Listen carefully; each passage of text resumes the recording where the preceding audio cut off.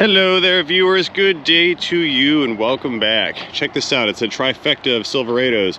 We got a Gasser 2000 Silverado, we got a 2003 dually LB7 first gen Duramax Silverado, and you got my Silverado, the 07 Escalatorado. Yeah, I know GM did not make an actual Escalatorado, but that's what I've renamed it after doing the interior. You guys who have been around a while have seen the progression on that truck, but we're not working on that truck. We're working on this truck today. It comes to us all the way from Canada, eh? We can tell because it's got some rust mitigation efforts that have taken place on this particular truck right here. Rocker panels look good. Yeah, there's some more, a little bit up here in the hood. They've tried to fix it. Looks like it's been a decent repair, except for this part right here. It seems that the oxidation has won. It's persistent, that rust, but not too shabby, not bad at all. Certainly isn't broken like that one over there, but it's not even here for body work. I just figured I would highlight the resilience of the GMT 800 platform. Anyway, let's go ahead and get this thing inside. We've got a lot of inspecting to do on this particular truck. You gonna open? Do I have the right key? Was ist das? Seriously? I don't know what's happening here. Why? Stop it. Well, looks like we're just gonna work on this truck with the alarm sounding. All right, this is great. I'm some kind of a super genius here. I had the keys to the dually truck as I was trying to enter the non-dually truck. Here, now that I've figured out what I'm doing, let's try this again. Yeah, that's the right keys. I saw the taillights come on. All right, so what we're gonna do here, we need to hop into this vehicle. I am gonna take it on a quick test drive. Nice interior. I'm gonna take it on a super quick test drive. We're gonna get a feel for how she runs, drives, and all that good stuff. I've got kind of a laundry list of things we need to look at. Starting the engine. Sounds like a 5.3 V8 with 288,988 kilometers on the odometer and an ABS warning malfunction indicator on the dash. This is great. The temperature gauge is in centigrade and kilopascals for the oil pressure. I wonder if the fuel gauge is in liters. I wonder if they did that in liters. Voltage is kind of up there. Maybe we have metric volts going on as well. We're taking a look at our to-do list. We are not changing the oil and filter. That was done last week. We want to check out the spare tire. They cannot seem, or they can't check the pressure. It's a new tire back there. Okay, that's probably low on our totem pole. We want to service the rear axle. We want to check the AC, replace belt tensioner if needed. Okay, so there's a belt tensioner in the truck somewhere. I see some parts. We're gonna check out the front end. It's noisy going over bumps. We have railroad tracks to simulate bumps. Might be the steering shaft as well. It's a known issue with GM trucks. This is true. I actually happen to have a steering shaft for my Silverado inside in the shelf. I have not put it in yet because I'm kind of busy, but I'm gonna get around to that too. What happens with those steering shafts is it's like a two-piece shaft, so they can expand and contract with inside of itself. It is splined on the inner diameter of the larger shaft and on the outer diameter of the smaller shaft, and in between those splines there's a plastic insert in the larger shaft. Well, what happens is that plastic insert hardens and then the pieces start to get brittle and fall apart, and the two shafts will have play in between them and they'll rattle around inside of the splined area. That tells me that our owner of this Silverado does their homework. It seems to have a random misfire that comes and goes. Engine speed shakes above 70 miles per hour. Do we know if that's engine speed or is that wheel balance speed? Because if the engine's gonna vibrate or shake or misfire, the speed that the vehicle's traveling shouldn't really affect it all that much. Usually when you've got a vibration at higher speeds, it's just because of an imbalance somewhere. It could have a misfire at 70. I'm not discrediting that, but I'm just saying more likely it's a wheel balance type of situation. So, oh, there we go. Check the fuel rail crossover pipe. It's very rusty. Okie dokes. So we might need to put fuel rails in this. We're looking and interested in a tune-up. This can be spark plugs. I can tell you right now on these engines, unless they've been replaced, we're gonna break the spark plug wires when I take them off. So we should probably just bank on changing plugs and wires at the same time. Again, there's that steering shaft. replace upper and lower shaft, and brake service, pads, rotors, calipers, clean lube, replace if necessary. So we're going to inspect everything on this truck. We're going to try to diagnose the misfire that they spoke of. I'm going to look into that ABS warning indicator that's on the dash, and I guess we'll go from there. So let's get this thing out of the parking space. We'll maneuver it past the dueling dualies, and we'll go out and hit the road for a quick test drive. So stay tuned, because this is going to be a very good video. Opening the hood.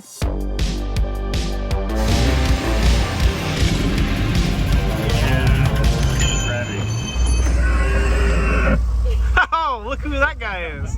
All right, pulling out. Let's go over the tracks real quick. Listen for some noises. This truck feels so lightweight. Here's our tracks. Not really. I didn't hear much. Let's go ahead and do a U-E up over the bridge, and we'll swing back to the shop. We'll hit a few more bumps on the way. I was hoping to hear something definitive, but not really. So I guess we must rely on our visual inspection methods. Okay, let's give her some throttle. We'll roll into it at full speed. I never made it up to 70 miles per hour, which it's like 115 kilometers. Yeah, I don't think we're gonna make it to that kind of speed. There's no speed limit nearby where I can achieve those speeds to duplicate that concern. But again, I think we're gonna rely on our visual inspection methods. All right, well, one observation while we're waiting for this light is that the AC system is underperforming. It's actually a cool day today. It's like 82, 83 maybe, and I'm not feeling much cold from the center vents. So there is some validity to the AC system concern. We will have to check that out. I just heard this sound. Was that this truck or those trucks back there? I heard it again. I wonder if this truck's making the sound. Yeah, that's this truck. Oh, you know what that is? I know what I'm hearing. I'm hearing the AC compressor engage and the belt is slipping. That's what I'm hearing. Okay, yeah, it sounded like an air purge event, like I don't know if the camera picked up on it, but I think the belt is slipping. That's what I hear. We can try to raise idle on this when we get back to the shop, and we'll visually take a look and see if we cannot see that belt slip. And while we sit here at this left turn arrow, I do feel a slight shudder from the engine. I think there is some misfire action going on here. It's not ready to shite yet, but it's definitely shuddering. Okay, there it is. It's shiting again. I feel it. Ah, green light. Let's roll.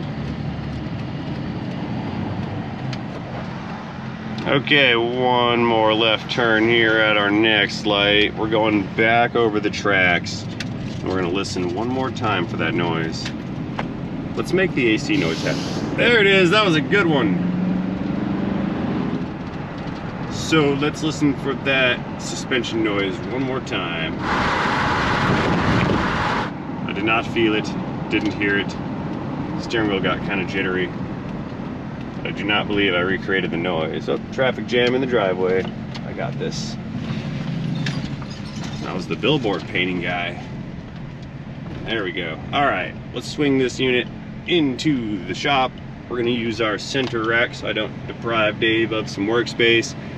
We still have that F-150 sitting over there with the timing chain rattle noise. That's the one where we found wax paper down stuffed in behind the timing chain from the engine builders. So we still don't know what we're gonna do with that. We're sort of dragging our feet. They're sending it back to the engineering team to decide what the problem is. And the problem is what I said it was, and they don't want to, they just don't want to deal with it. We'll see. Anyway, let's nose this thing up a little bit. Throw her in park, that looks good. Good to go. Powering down for now. Unlock. And let's popsy hood. Okie dokes, let's see what's going on under our bonnet down here. Looks like it's got the 5.3 liter pre-2000 engine.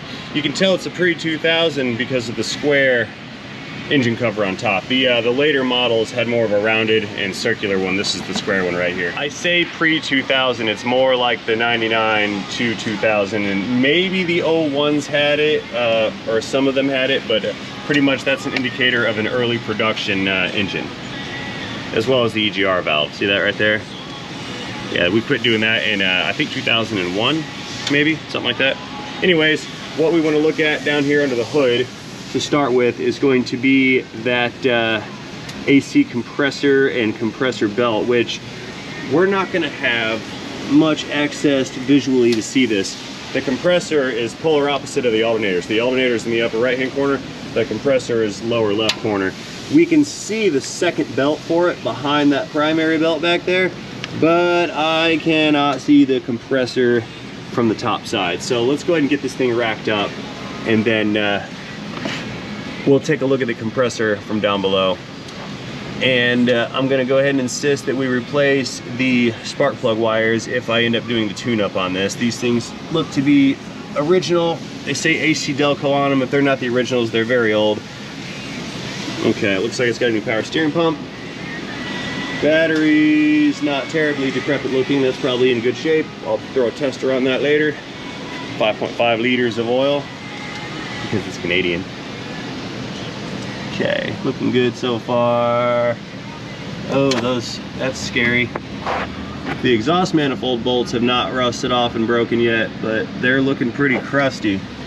All right, that's enough for the top side. Let's get her up in the air and take a look down below. Okie dokes, I have set the lift arm. The rack is ready to rock and roll. Black subscribe button. That's for all the new folks here who are enjoying the content so far. Please feel free to tap that subscribe button down below. That way you do not miss out on any future content. Moving on up. Silverado, all the way up.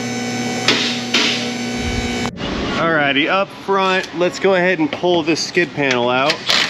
Little splash guard plate here. We need to get this out of the way so we can see what's going on with that compressor. Let's find out today.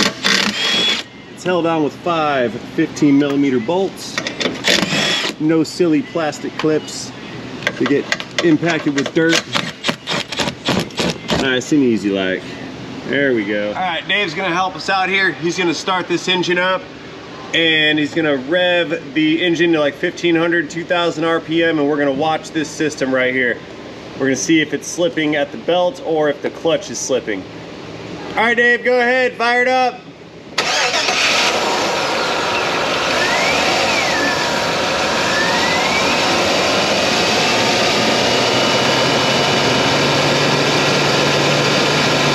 Hit the button.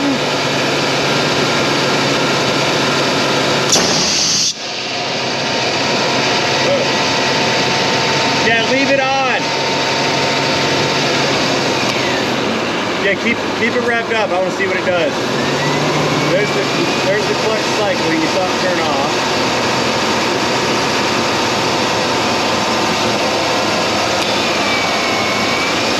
Bring it up to like 2,000.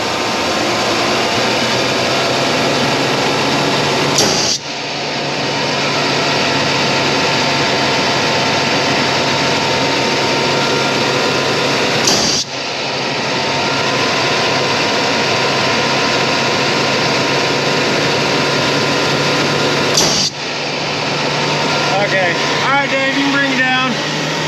All right, so the clutch engages, then the belt slips. Dave, shut her down. There we go. Then the belt slips, and then the clutch disengages. No wonder it's not making any cold. There's that tension on that belt right there. Let's see how it feels. Let me give it a tug. We'll see what the tensioner does. So the tensioner untensions, and then, yeah. So the tensioner's junk too. Okay. I think we've seen enough here. Needs a tensioner, and then we can check out the AC system to see if it's got any additional issues. Let me let Dave down, and then we will proceed with our inspection. That was funny. You good? Can you hop out? Yep. All right. Thank you. Dave's not in there, man.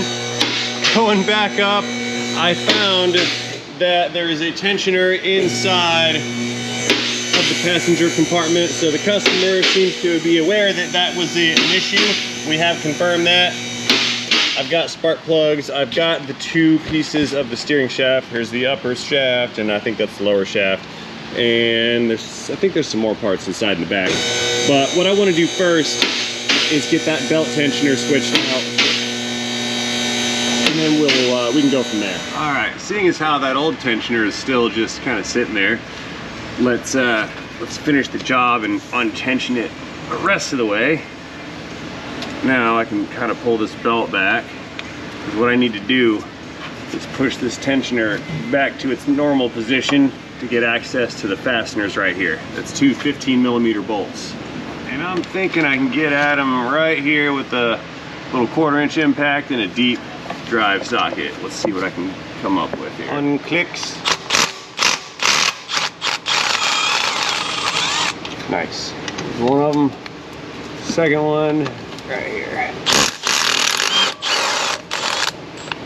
There she is. That's our untensionable tensioner. Okay, let's bring this over to the table. We'll match it up with the current unit, or the new unit rather. Make sure this is going to work for us. And I do believe that will be sufficient. These are correct.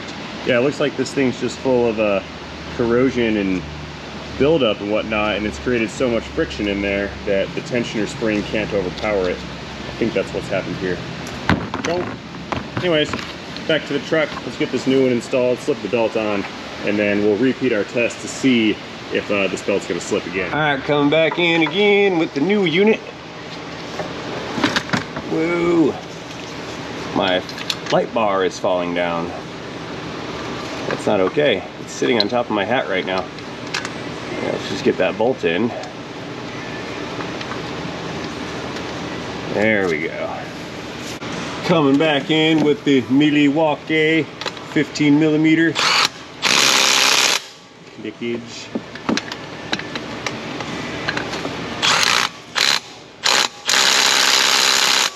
Sounds tight.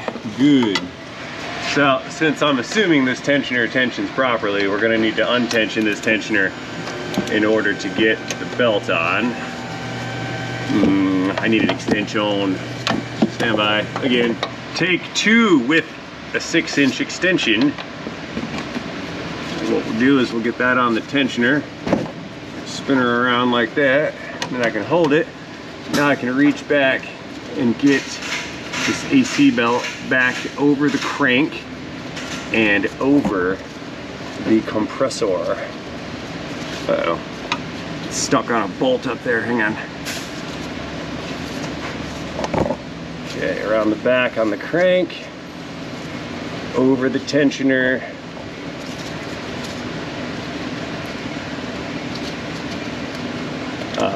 Let's see. Oh, I see what we're doing wrong. We're off a groove on the crank again. There we go. And I think we got it. Yep, that's it. Okay, looks good, feels good. It is good. That is one replaced AC compressor belt tensioner unit. So let's let this thing back down. We'll get Dave to hop back in the truck and we'll repeat our test procedure and see if we still have some slippage action taking place with this belt right here. All right, Dave's back inside. Let's get ourselves in position here. All right, Dave, go ahead and fire it up. And bring it up to 2,000, turn the AC on.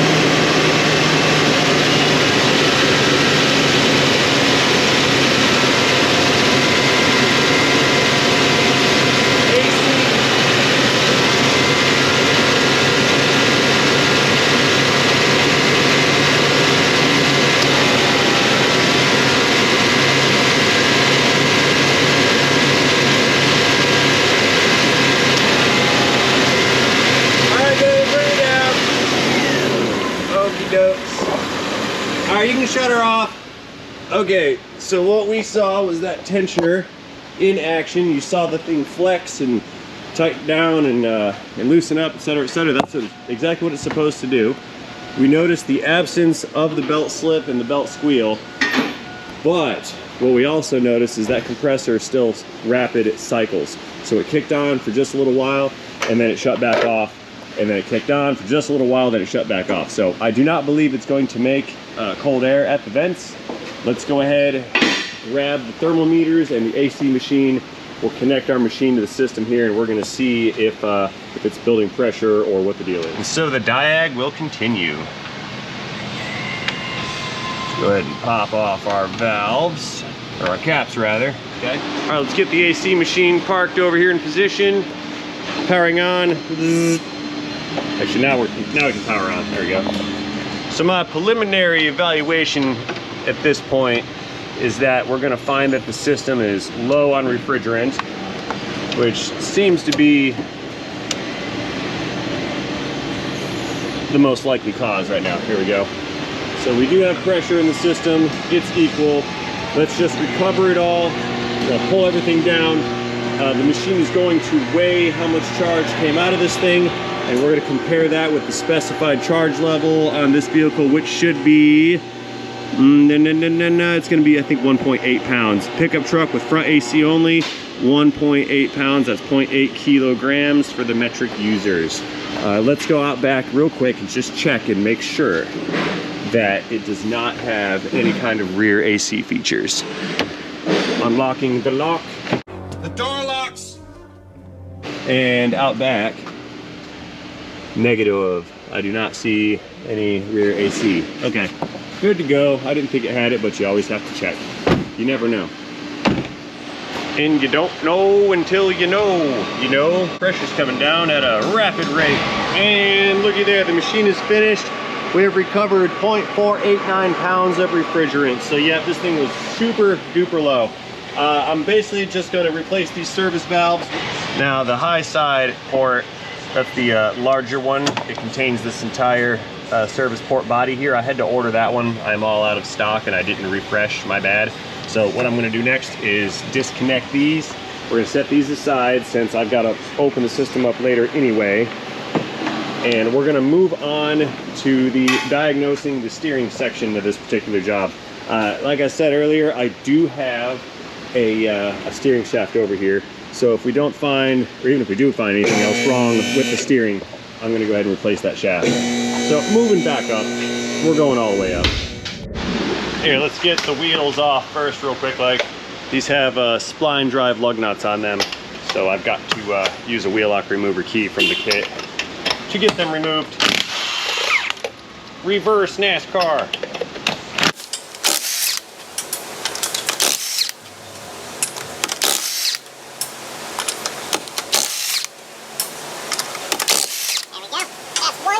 Pull this guy off. This also gives us an opportunity to perform a brake system inspection too. One removed. Let's move on over to the secondary side. It's actually the driver's side. Let's pull this one apart real quick. Again, reverse NASCAR mode.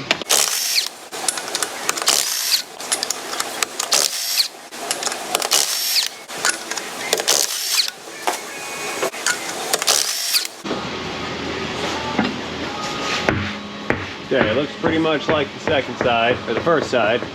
Let's go in for a closer look. Let's see what we can see here. One thing I can see is that most of these front end parts have been replaced already. Look at these sway bar links right here. There's no dry rotting and cracking. We've got greasable tie rod ends on the end here. This is smart. Let's see. Lower ball joints look like they have been replaced, so I can assume that these lower control arms have been replaced. Bushings in there look good. Can't see the bushings on that side. These bushings look good. The shocks have been replaced. Okay, that's pretty solid. Let's go check the right front. And again, I think we're gonna find this to be in similar condition. There's our tie rod, a little bit of grease on it. Yepper, okay. Everything on this suspension looks good here. Another new ball joint. So this truck's been maintained and very well taken care of. Alrighty, let's go take a peek at our steering shaft real quick. Okay, down below, let's see, that's our steering gear.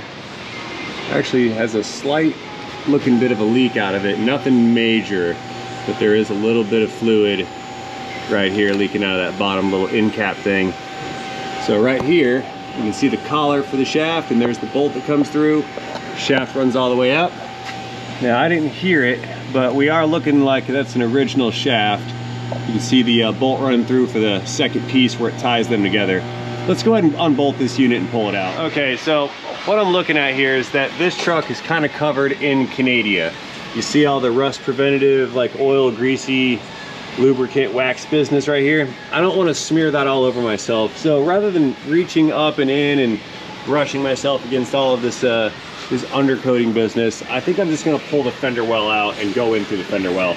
That's gonna give me the most space, and I'll be able to avoid the Canadian contaminants. So we can see this is all attached with a series of these little push clip plastic body pins or whatever. We just need to separate these guys, pull them out, set them aside, and then once they're all removed, this fender liner should come out of here. I think the hard part's gonna be separating the clips. What happens, like I mentioned earlier, in that lower cover is that these little clips will become impacted with dirt. And it fills up in those little grooves, and then you can't get the inner piece to separate from the outer piece. Then you end up breaking the clip, which is quite annoying. Got a big one over here. Come on out, big one. Seriously? Curvy, angular needle noses in action. We'll get behind it. We'll use the curve feature as leverage. Check that out. One of my favorite uses for these particular tools.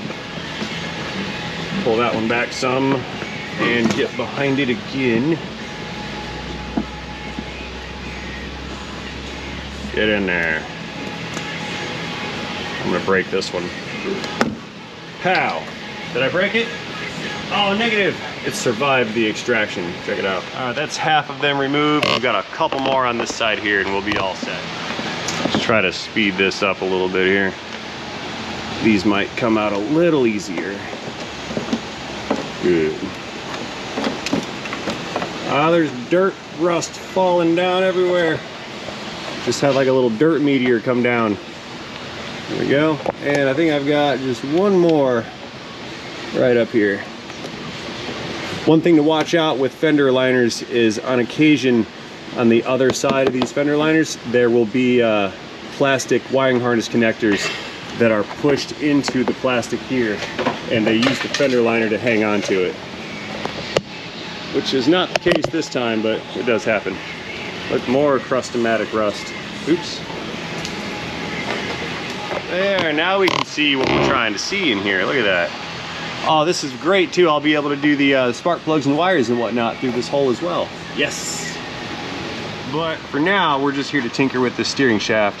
So what I want to do is, well, that's not working either. I wanted to rotate this so I can get to the bolt easier on the bottom where it connects to the steering gear. Maybe I'll just take it apart right here and separate these two pieces, push this one down, and then I'll be able to turn it. Because I think that the wheel is locked inside of the cab. 15 coming back in. I meant to drop that. All is well. I have recovered the lost lock nut.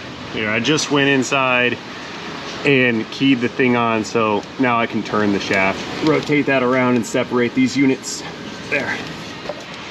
Okay, with that shaft rotated, you can see the wheels are now off center a little bit, and down here it should have given me kind of a line of sight on the bolt up there. You guys see that bolt on the top of this steering gear? I'm gonna hit that with a 11mm swivel socket. No, it's not coming off. How about an 11mm regular socket? I can use leverage to break it loose, and then we'll spin it out with the impact. Oh, come on now, unclick. Oh, that's in there. Dang. She's going. Stupid tight. There we go. Now I can try it with the gun.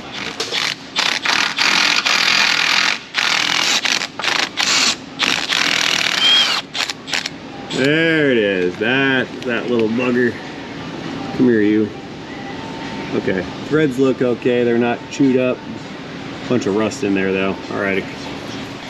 Now what I need to do is rotate the steering shaft back to where it goes so it's all indexed properly. I want the wheels pointed forward like they're supposed to be, and I want the steering wheel centered like it's supposed to be. So now that those are straight again, let's go back down below, knock that collar off the steering gear, and then the shaft will be loose from this end. We'll probably have to go into the cabin on the floor and then peel it apart from that side next. Down below again, steering shaft is right here, steering gear is right here. I'm gonna put this pry bar on the shaft and I'm gonna hammer that shaft off of the steering rack. There she goes, disconnected. So back in the wheel well, do we see this little plastic kind of shroud business here, this rubber? This thing is held on with, I think it's 3 or 4 of these nuts right here going through these studs. And I've got to pull these guys out because I won't be able to get the other U-joint on this shaft through this little sleeve business thing right here. So we have to detach this sleeve and take this out with the shaft. So let's just finger these nuts off real quick. There's one of them. Okay, let's get out of here and go back around to the top side. Okay, it looks like there's just 3 of those little fasteners. We're up here on the top next to the brake master cylinder. Let's just get these guys disconnected and spun out. And then that little shroud business comes free from the firewall. Put that up there. The bottom one, I'm glad these bolts aren't all rusted to pieces, because they would just break off and then I wouldn't be able to put this rubber business back in position when we're done here. Put that one there. I'm gonna grab this this thing here and try to peel it away. Ooh, it doesn't want to come free. But it has to. You must come free. Now let's try to pry it away with a trim tool. I need to get behind it. There we go. Okay, that's a little bit. Let's go around to the bottom. Try to pry at it from down here as well. Need illuminators. Can't see. There. Okay, it's coming free. It's not tearing, which is cool. I don't want to break it because I don't have a replacement little rubber business thing. Gotta reuse this. Okay, that's free down here. Let's try it back at the top once again. It should be fully separated from the firewall. Yeah, we're good here. That's completely disconnected. Aha, the shaft fell apart too. Okay, so that needs to get reused. And we need to go back and fetch the rest of the upper shaft from inside the cabin. Going back in, real tight squeeze. Gotta get down here on the floor. Look at this, we're back inside of an interior again. It's like the 3rd or 4th time this week, I think. I'm living inside of these trucks. Okay, so there's our shaft. There's the shaft right there, and you see the bolt coming up or right behind it. See that bolt right there? So what I need to do is get in there with this ratchet, disconnect that fastener, and then that shaft should slide free from the steering column, and we can get it out through the hole there. Yipper, nice. That came free with, ow. Sorry guys, I hit you in the head with a ratchet. You okay? Black eye. Did I break anyone's teeth? That's good.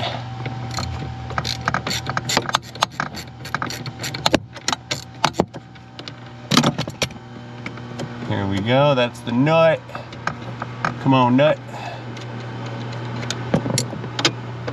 And the bolt's coming through. If you guys can't see, my apologies.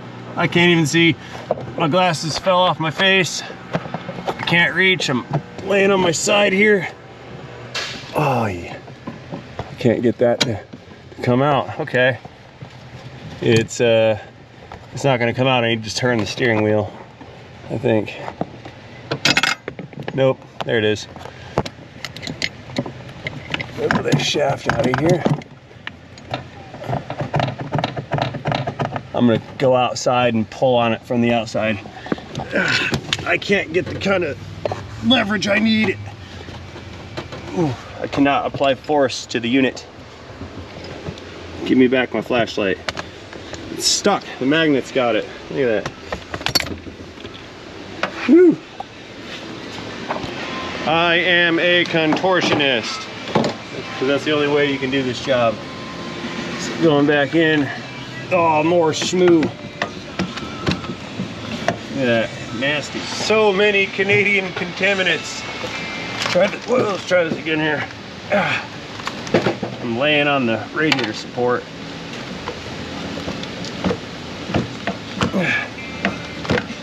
Come out, shaft. That was easy. Okay, that's our shaft. Let's take it over to the bench and check it out. Here, let's collect the bottom side. There we go. Okay, what do we got here? So, that's our inboard side where it bolts up to the steering column. That's our outboard side where it bolts to the steering gear. And this was the spline section I'd mentioned earlier. See all those splines right there? Or actually the grease pattern from the splines.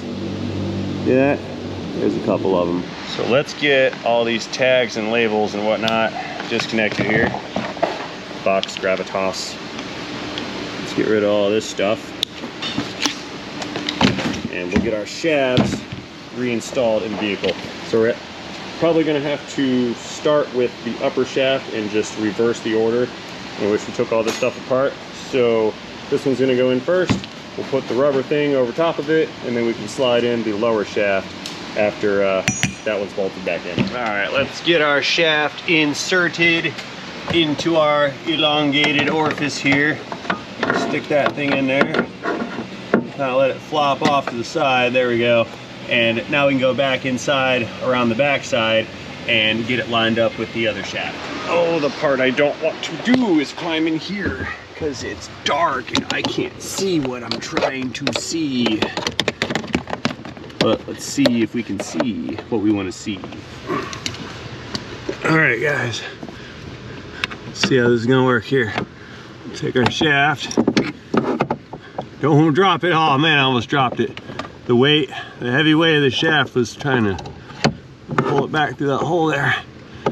Need to get it lined up right here.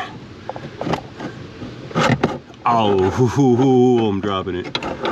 Shaft gravitas. Oh, come on. There we go. Now she's in. No, it fell out. Oh no. Yeah, I'm gonna lose it. Yeah. Okay. There. Here's our little bolt thing. Stick that in. Whew. And the nut. Hope you guys can see. Oh, because I can't see the camera here. I'm so contorted. There we go. Okay, that's threaded on. Good. Now I'm coming in with my 15, and it's also stuck to the magnet, or it was. There we go.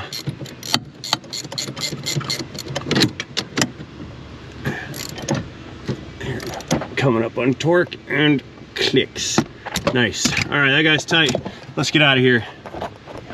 And grabbing the lights, grabbing the wrench, maneuvering and contorting my way out. Woo, tight squeeze. Okay, let's go let's get the rubber thing, slide that guy back over the shaft and bolt this unit back onto the firewall. That's good. I was sweating something fierce inside of there. No airflow, a little warm today. Okay, that's going on. Slide that right over those studs. That's good. And then 2 of these 10mm fasteners here. Actually, there's 3, but 2 on this side. Let's get that one in. Good. And we're coming in with the 1/4 drive wrench. A little bit of torque on these guys. You can't make them too tight because they don't, they're not really threaded. It's just like a split stamped kind of a nut. And they're just sort of designed to bottom out, and that's it. It's more of a retainer rather than a fastener. There we go. And then there's the one more, there it is. That's the last one. Okay. Going back in, down below. Let's get that guy on its little stud there. That one's particularly difficult because the rubber is in the way. There's not much line of sight there. Let's see if I can't get this ratchet on it and be done with this.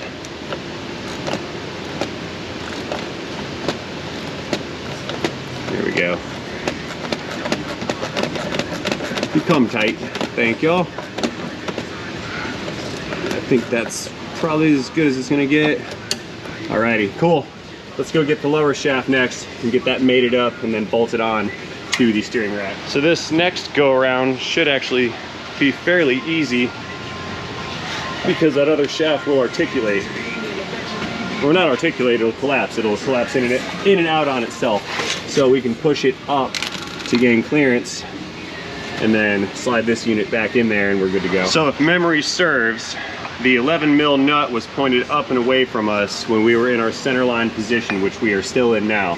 So if that's the nut side and that's the thread side, right? You see threads in there? Yep.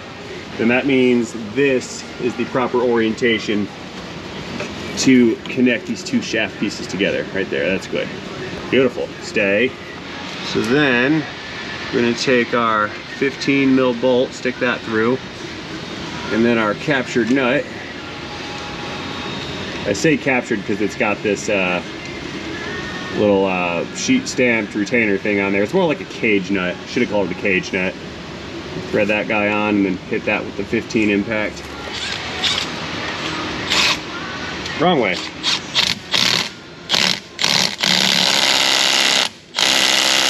Clicks. All right, that's on there. Now we've got to put this harness back up, but looky here. It has become separated and split in half from hanging in its little hanger business. So I'm gonna tape that up real quick just for good measure. Now I'm not rebuilding this harness. I'm just kind of gonna tape it up so it doesn't look so, or it doesn't continue to deteriorate. That's all. We're just gonna tape up that broken part and that'll be my good deed for the day. Just to keep that loom or whatever from falling apart, and it'll keep moisture and more Canadian contaminants from getting into that wiring harness. Tape that up right there.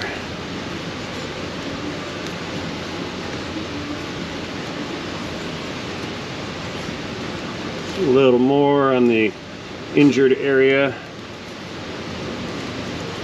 Seal it off nice and tight like.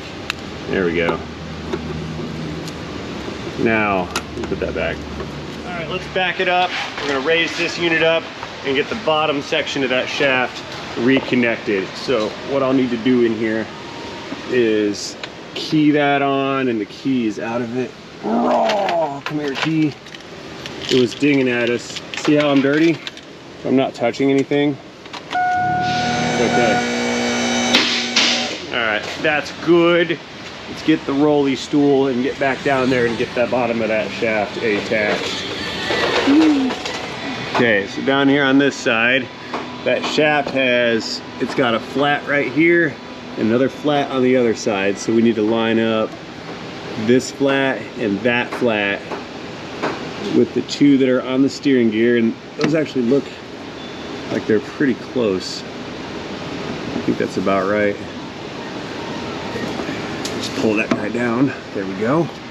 And I believe that the fastener has got to come in from that side. Oh, gravity, there goes that flashlight. Hit me right in the face.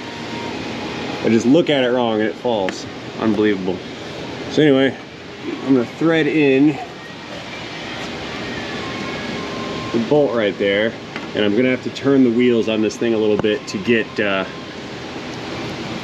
dirt and flashlight. Come on! I hate Canadian cars. Oh no, I don't hate Canadian cars. I don't like all the nasty that's on them. There we go, we'll thread that guy in. Now I need to turn the wheels. It's gonna rotate the shaft. It's gonna point that bolt down this direction, and then I can tighten it up with the ratchet. Okay, let's see what this does. Spin it around, there we go. Come in right, oh, I spun it too far. Let's spin it less. That way. Coming in. There's our socket. Tighten down that bolt, and I think this steering shaft replacement's good to go.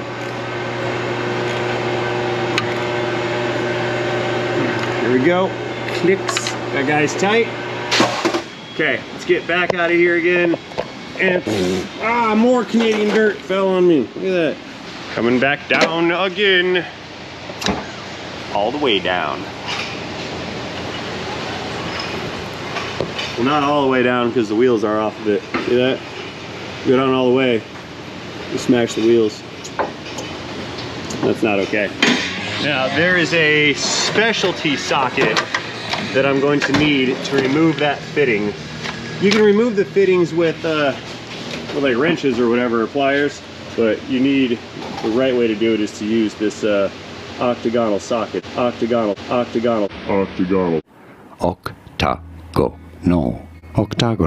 It's got 8 sides to it. Kind of like a stop sign. Slide that guy over. Just like so. Then we'll hit it with an impact. And the reason I'm going to use an impact is I don't want to put a bunch of torque on that line. But if we just impact it, it snaps loose, no problem. Comes right out. See that? So that is our fitting. Come out. Stuck fitting. Here, we'll get it unstuck with some pliers here.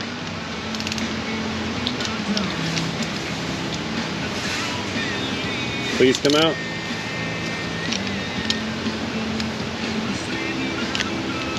Seriously? Yeah, it's like wedged in there. There we go, got it. So there's our old fitting. Let's go fetch the new one. That thing's set up. And then we'll change out the Schrader core and then recharge the system. Doorman. Not sponsored, that's just what they had. So we just screw that guy right back in. Toss the socket back on top right here. And just give it a couple little forward tappy tap clicks. Stuck again. No matcher. And back the other way once more.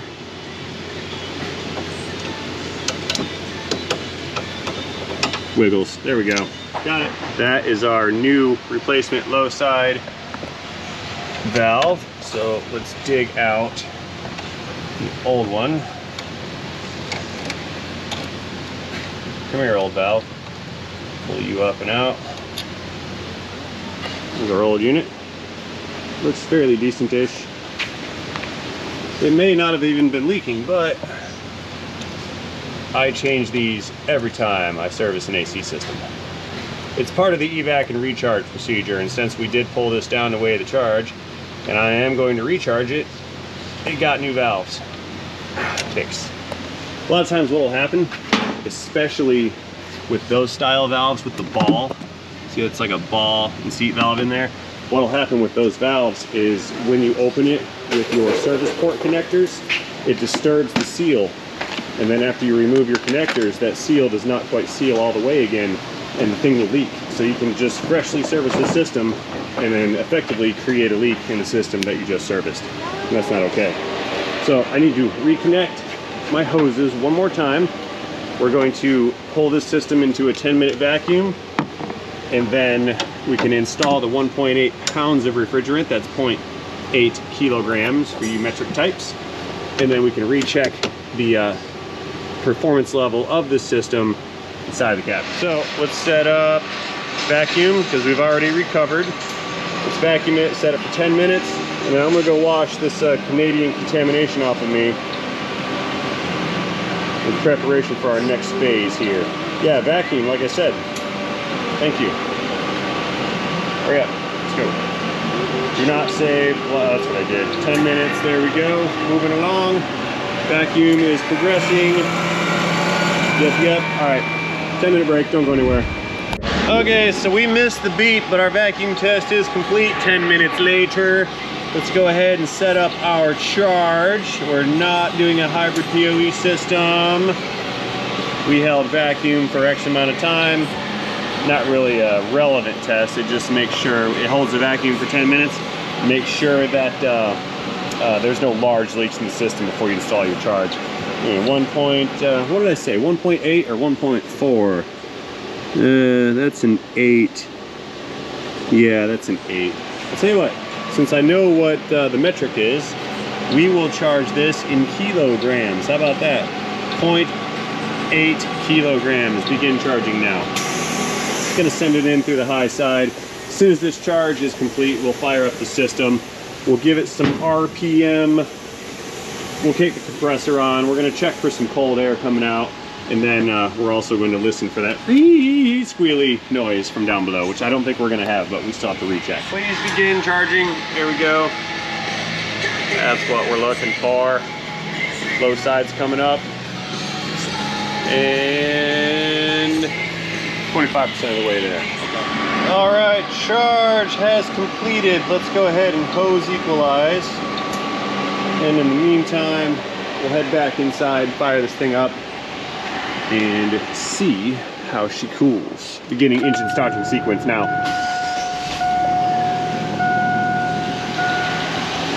Okay, the system should be running, and it's not.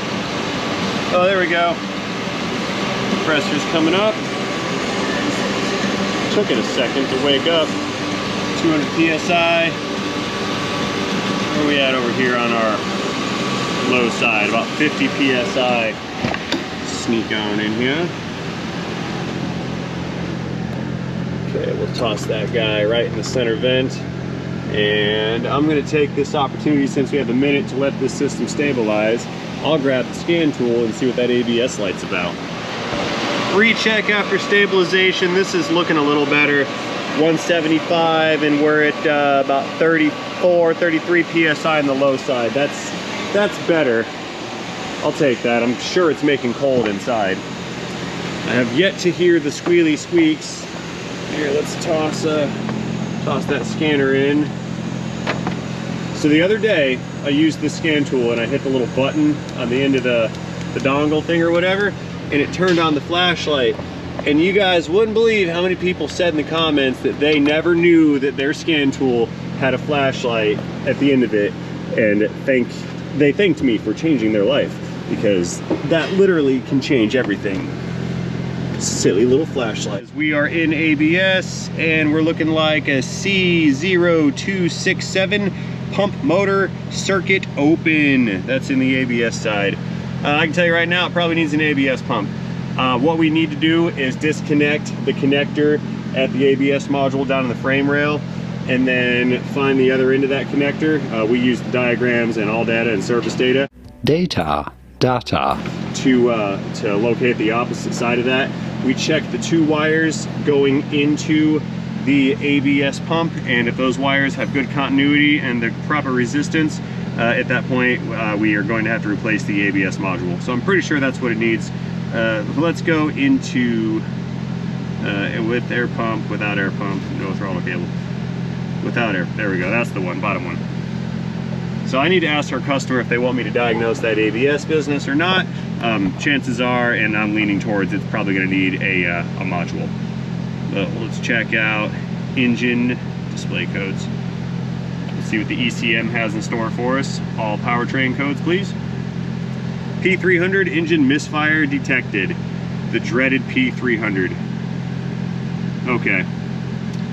So we have an engine misfire, we have an ABS issue, we have an AC system that does make cold now, but check this out. It's only coming in at about 52, 53 degrees. So the system is slightly underperforming. that may be acceptable in Canada, but down here in rainy Florida, we're not going to get very far with those temperatures. I think we're a little bit low on our high side here. Low side's looking pretty good. High side, yeah, sub 200. I'd like to see 225. That'd be a good spot. And see how we're bouncing a little bit right here on that needle. That's suggesting to me that there may be a problem with the AC compressor. So at 50 degrees, yes, it works. It probably does need some more work. I also have to bounce that off the owner of this truck to see if we want to pursue any additional repairs on, well, any of these systems actually. So I'm gonna give them a call. What we're not gonna do is pull those plugs out just yet, because I'm gonna have to be prepared to commit to the wires, the plug wires. So at this point, I've got to bounce everything off the customer and get some more direction out of this situation. So having said that, I think I'm gonna go ahead and end this video and close this one out right now. So I'm not sure if this was a repair video, a parts cannon video, or a diag video. It wasn't really a diag video. Well, we kind of diag the tensioner pulley down there, so I guess it was sort of a diag video. It was a trifecta hybrid video from a car from Canada. So anyway, yeah, I have no more words to describe the situation at hand and at large. We're going to let our owners know about this, and then we're going to seek direction on what to do after that. So that's going to close out what looks like a part 1 video on this 2000 Chevrolet Silverado. Hope you enjoyed this video. Let me know what you think about this video in the comment section down below. Don't forget to tap that like button while you're down there, and most importantly, have yourselves a fantastic day. See you guys later in the video, into 4-door, not 3-door, in the Silverado, in the day, in the transmission.